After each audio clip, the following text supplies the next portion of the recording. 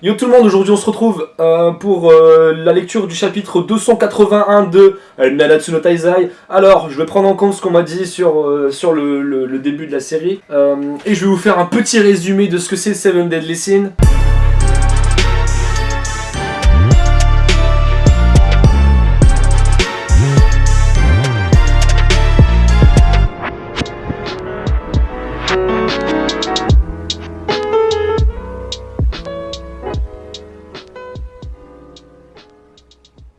Alors c'est un sacré bordel, donc je vais vous la raconter version rapide.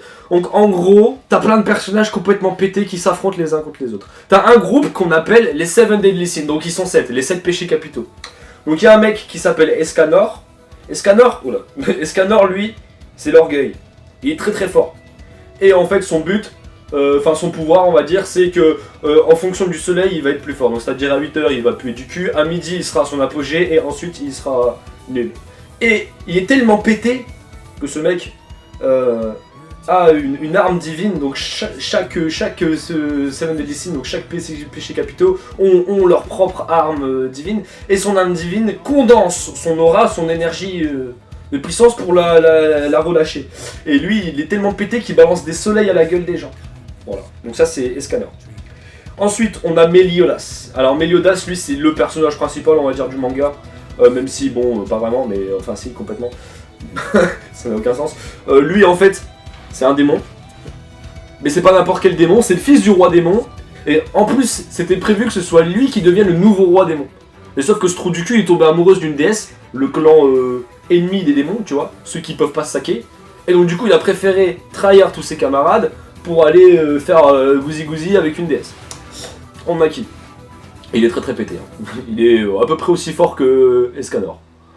Ensuite, on a King. Alors King, lui, c'est le roi des fées. Et King, il est fort. Il est très très fort aussi. En fait, ils sont tous très très forts. Mais il est d'autant plus fort que, dans le dernier chapitre, on a vu qu'il s'est transformé en espèce d'ado prépubère. Alors qu'avant, c'était un gosse, donc très très bien. Donc on va découvrir ça après. Ensuite, il y a Ban. Alors Ban, lui c'est la nonchalance incarnée. Ce type est immortel parce qu'il a bu la potion de jouvence là, parce qu'il a promis à sa meuf qu'il a laissé crever, qui était la sœur de King, de la sauver, de la ressusciter. Et au final elle a été ressuscitée, mais bon voilà. Et bah Ban, lui, il est pas très très fort à l'heure actuelle. Pour l'instant, enfin, il a été fort à un moment, mais disons que on est arrivé dans une espèce de courbe exponentielle des puissances des personnages qui fait que Ban, lui, il est resté un peu en bas et les autres, ils ont pris un niveau de fils de pute. Ensuite, après Ban, on a Diane. Diane, elle, en fait, c'est une géante. Et au début, elle était pas si pétée que ça, mais elle a appris à danser. Et depuis que Diane sait danser, eh ben, elle fait sortir des pierres du sol qui donnent des points, des trucs comme ça. C'est grave stylé, hein, ça fait des... Bon, mais franchement, elle est devenue forte et en plus, elle est devenue la reine des géants. Enfin, d'après ce que l'ancien roi des géants a dit, Dolor. Un mec avec 4 bras et il fait de la danse aussi. Ensuite, on a Merlin. Merlin, c'est une meuf. En fait, elle ressemble à une personne normale. Puis un jour, tu sais pas pourquoi, tu sais pas trop comment, elle se transforme en un truc comme ça. Et en fait, elle, c'est une magicienne. Et elle est grosso modo tellement pétée qu'en fait, elle a... Comment dire ? Enfin, son pouvoir s'appelle l'infinité. Ce qui fait que chacun de ses putains de sorts a un pouvoir infini. Voilà, c'est tout. Donc du coup, en termes de cheater, je pense qu'on peut pas faire mieux. Après, il y a Escanor, il y a Estarossa aussi, enfin, Naël. Mais bon, je vais adapter. Et le dernier personnage, il s'appelle Gothar. Alors, G-O-W-T-H-E-R. Voilà, parce que je n'arrive pas forcément à prononcer son prénom correctement, parce que c'est imprononçable en fait. Du coup, lui, en fait, il a des pouvoirs magiques un peu chelous et c'est un pantin qui n'a pas de cœur. On essaie de lui trouver un cœur pour lui faire retrouver des émotions, mais pour des dramas. Et en fait, ce n'était pas réellement un pantin parce qu'il y a 3000 ans, durant une guerre sainte de la mort, et ben en fait, c'était un démon qui a joué un rôle clé important que je vous explique après. Donc ça, c'est les Seven Deadly Sins. Et là, dans l'arc actuel, les Seven Deadly Sins affrontent un autre groupe qu'on appelle les 10 commandements. Et donc dans les 10 commandements, il y a un nombre certain de personnages, dont l'ancien roi des fées, dont l'ancien roi des géants, dont le petit frère de Meliodas, dont des gars qu'on s'en bat les couilles parce qu'ils ont crevé 5 chapitres après leur apparition, ou un peu plus, mais grosso modo, c'est des tas de gens pétés qui affrontent d'autres gens pétés. Mais dans ces gens pétés, il y en a quelques-uns qui ressortent. Notamment Estarossa et Zeldoris, qui est le petit frère de Meliodas. Et ben Estarossa, lui, il est pété. Pourquoi ? Parce qu'en fait, il y a 3000 ans, durant cette guerre, Estarossa n'était pas un démon. Et oui, parce que je ne l'ai pas dit, mais les 10 commandements sont tous à la solde du roi démon. Et en fait, les commandements, ils ont un pouvoir spécifique qui leur a été octroyé par le roi démon. Le roi démon, il a décidé un jour de scinder sa puissance en deux, et de scinder la moitié de la puissance en 10, pour les donner à des personnes afin qu'elles fassent régner son pouvoir. Et en fait, en y réfléchissant, ça peut paraître con, mais au final, c'est tout à fait très intelligent de sa part. Parce que imaginons que le roi démon scinde sa puissance en deux. J'ai lâché un poussillon.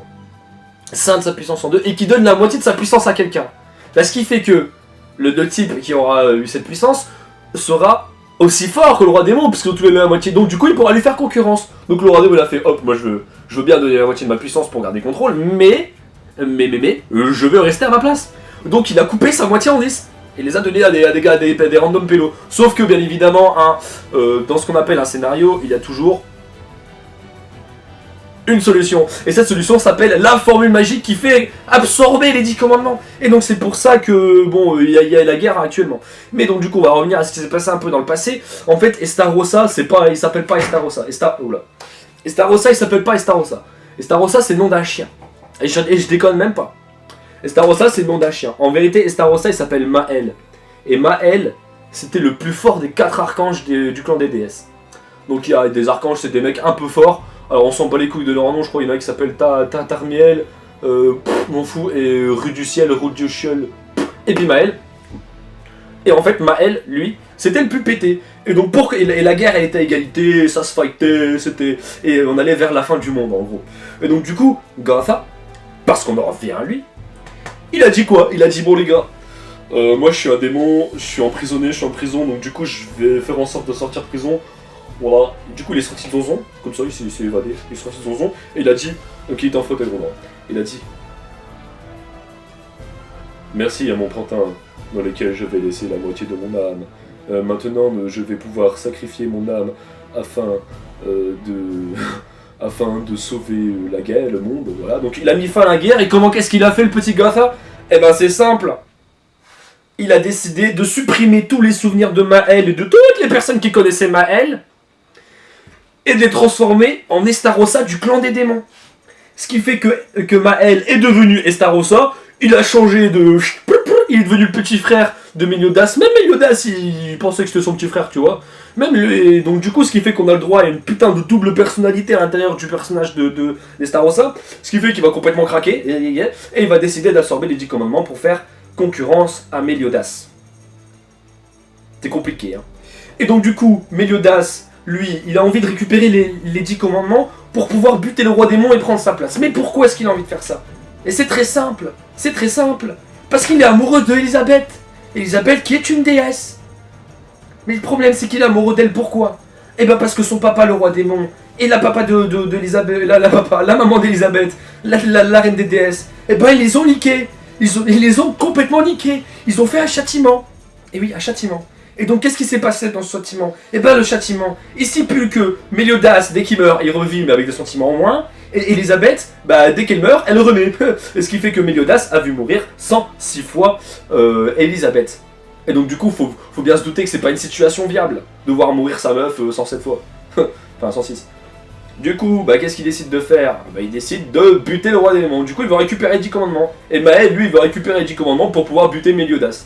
Et c'est génial. Et là, on en est à Maël qui a récupéré quelques commandements et qui se frite avec King qui est devenu adulte d'un coup. Il a eu une poussée de testostérone, tu vois. Voilà. Alors, ce qu'il faut savoir, c'est que je suis le roi des enculés. Parce que j'avais pas vidé ma carte. Et ce qui fait qu'en fait, à la moitié de la lecture du chapitre, et bah bam ! Plus de sauvegarde. Du coup, qu'est-ce qu'on va faire là ? Et ben on va recommencer. Du coup, je vais lire le chapitre une seconde fois. Du coup, les réactions que je vais avoir seront bien évidemment amoindries. J'en suis désolé. Allez, c'est parti, on va pouvoir démarrer tranquille. Donc alors, du coup, le chapitre s'appelle Le roi des fées contre l'ange de la mort. Alors, on se doute bien que le roi des fées, bah, c'est King, et l'ange de la mort, bah, c'est Maël, hein, bien évidemment. Alors, quand Lorsque tes ailes seront arrivées à maturité selon toute vraisemblance, tu seras le plus puissant des rois des fées de toute l'histoire. Hein? Ce n'est pas possible. Cette énergie magique, elle est semblable à la profondeur et au calme des eaux bleues d'un lac. Enfin, elle a pas dit ça comme ça, mais des eaux bleues d'un lac. Si, c'est exactement ça. Bah voilà. Et ben du coup, cette phrase ne veut rien dire. Le calme des eaux bleues d'un lac. Et du coup, il pue la merde s'il est tout calme. Enfin, ouais, donc Diane a la même réaction que moi. Elle est en mode, tu ferais peut-être la fermer parce que putain, j'arrête pas de mettre des shoots dans ma caméra. Bref. Il n'y a pas que son énergie magique, son aura tout entière et sa personnalité paraissent différentes. Es-tu vraiment le king que je connais? Ne t'inquiète pas, Diane. C'est bien moi. Tu vois, parce que... Non mais, le mec, il vient de prendre 15 ans. Du coup, bah... Oui. Il parle comme ça, maintenant. Hein. J'y crois pas. Tu as lu dans mon cœur. Oh mon Dieu. À présent, Maël, mettons fin à ce combat une bonne fois pour toutes. Waouh. Hors de mon chemin. Mes péchés ne peuvent être expiés. Qu'est-ce que j'ai fait? Qu'est-ce que j'ai fait? Hors de mon chemin, haine. Elisabeth. Elisabeth? Pourquoi moi? Pourquoi moi?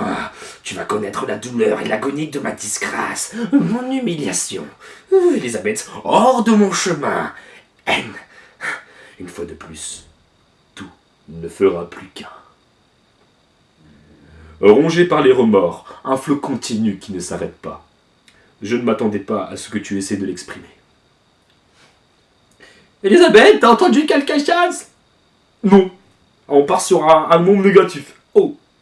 Alors, le joyeux de l'amour, qui était le commandement qui avait été donné à Estarossa, hein, lorsqu'il était devenu l'un des 10 commandements.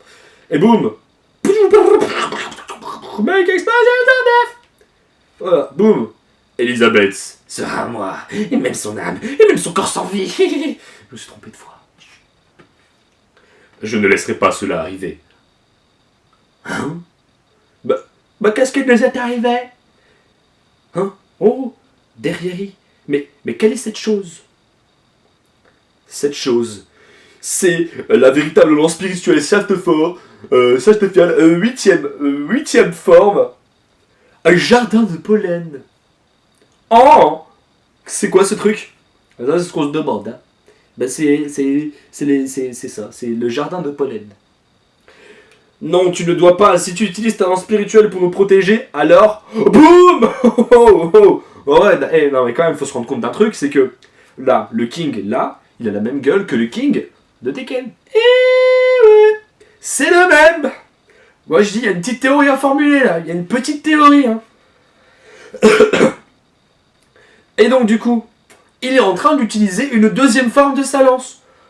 Et ce qu'il faut se rendre compte, le truc le plus incroyable dans cette planche, c'est pas que, bon, il met beaucoup de patates, mais c'est qu'il est en train de péter la gueule à Maël. Maël, qui était quand même le personnage qui, il y a 2 chapitres, hein, il avait une puissance de 200 000, soit le perso le plus pété du manga. Derrière, enfin, le deuxième personnage qui était derrière, dont on avait une quantification de sa puissance, eh ben c'était notre ami Escanor, avec ses 100 000, 100 putain de millions, 2000, qu'est-ce que je raconte, 100 putain de 1000. Et lui, il en a 200 des 1000. Donc, bon. Et là, il est en train de se faire latter la gueule par un mec qui a une poussée de croissance. Il faut se rendre compte que c'est quand même incroyable. Plusieurs lances spirituelles en même temps. Et oui, c'est la question qu'on se pose. Bien évidemment, il en a pu utiliser la forme du gardien. Et donc, notre ami Maël, enfin, notre ami plutôt, l'antagoniste de cet arc, Maël, va sortir la faute du silence, qui était bien évidemment le commandement du silence, hein, et qui a le pouvoir de stopper pas un pouvoir. Marche plus. Sauf que bien évidemment, hein, que serait King sans une troisième lance forme véritable de Chastefiol, putain. 5ème forme qui s'appelle l'augmentation, qui en fait venir plein. Du coup, il coupe tout en 1000 morceaux. C'est génial. Franchement, c'est génial. Maël, je n'en sais pas beaucoup sur toi. Donc là, il commence à faire des signes à la Naruto, là, des... Et sa lance, elle virevolte. À bien des égards, on peut dire que nous avons beaucoup en commun. Mais tu as perdu un temps précieux. Et tu nous as fait perdre des êtres chers. Ce qui est perdu ne sera plus jamais comme avant. Et oui, bien évidemment, bien évidemment. Imaginons que tu manges ton Kinder Surprise. Et ben ton Kinder Surprise après, et ben il est plus là. Et ben c'est pareil pour les gens qui meurent. Malgré cela, nous sommes capables de continuer à vivre en protégeant ceux qui nous sont précieux. Tu dois certainement, toi aussi, avoir quelqu'un, quelque chose, ou quelqu'un à qui tu tiens au fond de ton cœur. Ne te mêle pas de ça. Reste en dehors de ça. Les flèches du salut. Ça suffit comme ça. Poussière. On faut se rendre compte que King, là, il est en train de se bouffer les flèches du salut en pleine gueule, et qu'il a juste dit, ça suffit. C'est comme s'il redressait son gosse, là. Ça suffit. Ça suffit. Bon, Célestin, ça suffit. Et ça a suffi à Maël, parce qu'il s'est fait éclater la gueule. Là, il est tout cramé, là, Maël, le mec avec son bout de papier sur la gueule avec des dessins, et ben maintenant, c'est Maël, le mec cramé. La vengeance n'entraîne que la haine et rien de plus. Tout à fait, je suis tout à fait d'accord avec cette phrase. Et donc c'est pour ça qu'il va lui donner une autre coup, grosse patate, avec une lance en forme de fleur, avec un pistil plutôt prononcé, on va dire. Et qui est en fait la véritable lance spirituelle Chastefiole, première forme, qui a le doux nom de Chastefiole, bien évidemment. C'est pour ça que je ne te tuerai pas. Donc en fait, il se permet de lui latter sur la gueule, mais il va pas le tuer parce que la haine engendre la haine. Mais il lui frappe sur la gueule. Parce qu'il faut bien l'arrêter, il faut se rendre compte, il faut l'arrêter. C'est un malade. Hein. Donc c'est pour ça qu'il ne le tuera pas. Vous serez d'accord avec moi, n'est-ce pas, Elbram, Oslo. Donc alors, Elbram, son meilleur ami qui était dans sa tête avec son casque là, et Oslo, qui est la réincarnation de Roux, qui était là il y a 3000 ans et qui ressemblait à Ban, mais en fait c'est devenu un chien. Bah bref, laisse tomber.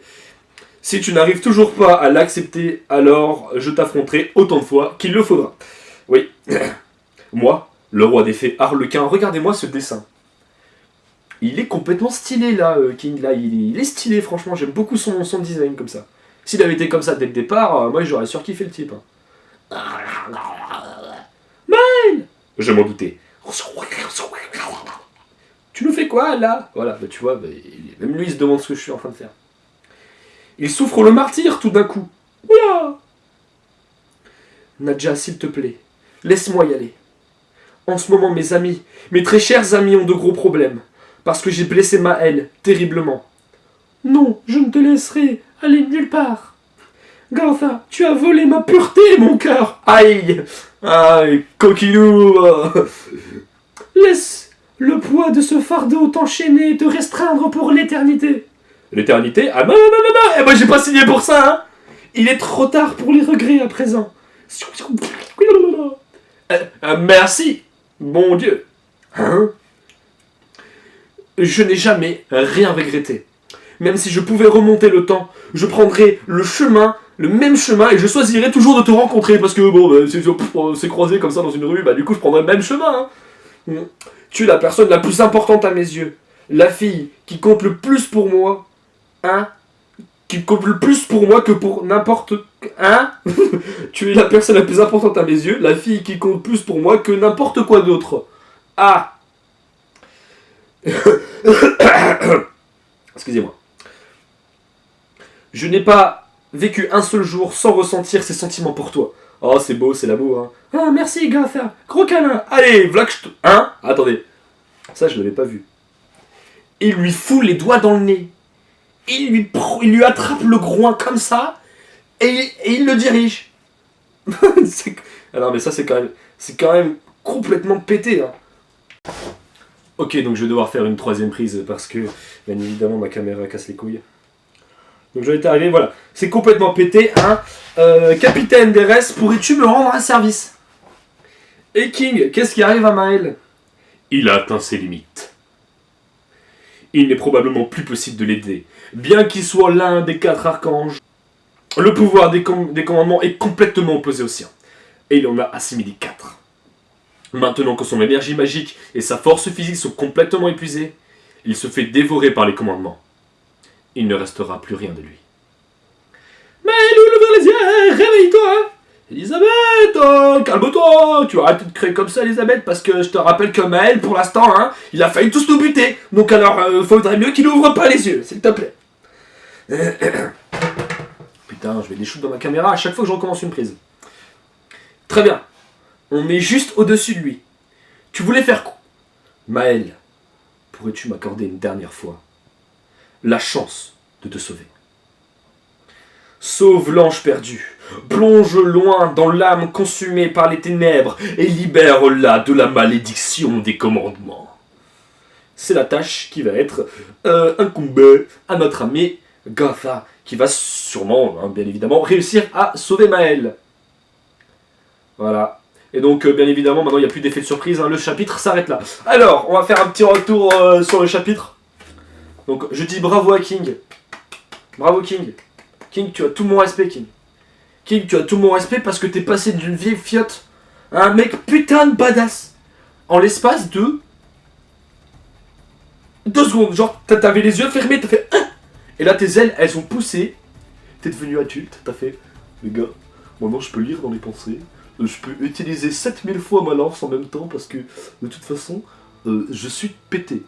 Voilà. Donc King est bien évidemment devenu pété.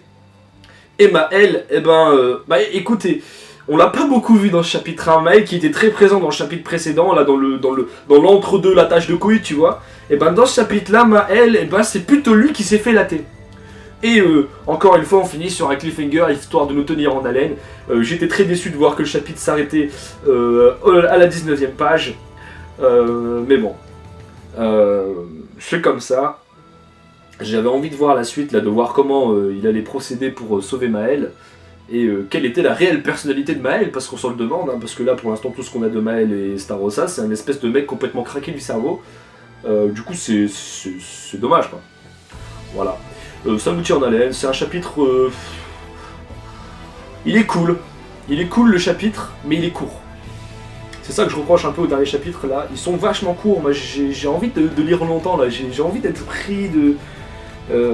mais là c'est court. Donc du coup, bon. Sûrement que dans un tome ça paraît moins court, hein, mais voilà. Qu'est-ce qu'on peut dire d'autre? Bon, on va pas théoriser, hein. Il va réussir à le sauver, c'est pas, on s'en fout de savoir comment.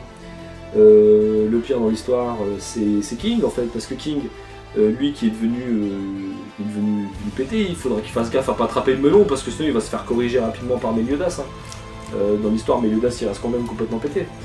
Quoi d'autre? Enfin, voilà. Ça annonce du lourd, hein. Ça annonce du lourd. Là on est sur un arc final, là les mecs ont atteint leur power-up. Power-up maximum, hein. Je pense pas que King puisse encore progresser là. Là il est trop fort pour progresser, s'il progresse encore, là ça nous fait plus une Jiren. Maël c'était une Jiren, tu vois. Mais là ça nous fait une Goku, ça nous fait une Ultra Instinct là. Là c'est une Ultra Instinct White, tu vois, c'est encore plus insidieux dans le game. C'est encore plus pété que pété. C'est ça que j'avais pas compris à l'époque avec BS, l'Ultra Instinct White. Normalement l'Ultra Instinct, c'était déjà l'Ultra Instinct. L'Ultra Instinct White, c'est le maîtriser, mais c'était déjà pété. Le mec, il est en train de surfer sur un Kamehameha. Et vous trouvez faire un truc plus fort, mais qui est moins cool visuellement. Ce qui risque de se passer, ce que je pense qu'il va se passer, c'est que Maël va être sauvé par Gotha. Gother, je et en fait, il va rejoindre le camp des gentils pour affronter Meliodas avec King et toute sa clique. Pendant ce temps-là, Ban... Enfin, en fait, c'est juste gagner du temps. En fait, ils vont gagner du temps pour que Ban puisse récupérer Meliodas et le faire revenir dans le monde des vivants. Et comme ça, il va passer de « Je suis vénère » à « Je suis gentil ». Elisabeth, viens faire un câlin. Ça va être un truc comme ça. Enfin, je le sens bien. Si c'est pas comme ça, c'est d'autant mieux parce que ce qui sort de ma tête, c'est complètement craqué. Hein. Là, c'est complètement pété. Ce serait la pire fin ever pour un manga. T'imagines? Ils finissent l'arc sur une non-défaite de l'antagoniste, mais juste le changement de personnalité de l'antagoniste. Et ce serait quand même incroyable. Enfin bon. En tout cas, si la vidéo vous a plu, je vous invite à mettre le pouce en l'air, à vous abonner et à activer la cloche pour pouvoir être au courant de toutes les vidéos qui vont sortir. N'hésitez pas également à mettre un commentaire pour me dire ce que vous avez pensé de cette vidéo. Bon, j'essaie d'être un peu plus dynamique et de faire des blagues parfois. Même si forcément mon humour n'est pas un humour humoristique. Parfois je dis des trucs pas drôles, faut me le dire si je dois faire moins, parce que là en plus j'ai commencé à péter des câbles, à gueuler et tout, surtout dans le résumé. Donc dites-moi ce que vous en avez pensé, si vous préférez que je sois plus sérieux ou que je déconne encore comme ça de temps en temps. Moi j'ai besoin de savoir. En tout cas voilà, c'est à peu près tout ce que j'avais à dire pour l'épisode. On se retrouve la prochaine fois, soit pour un live reaction de Scan, une petite review de manga, un vlog, un truc chelou, on s'en bat les couilles, enfin bref, on se retrouve la prochaine fois. Allez, ciao.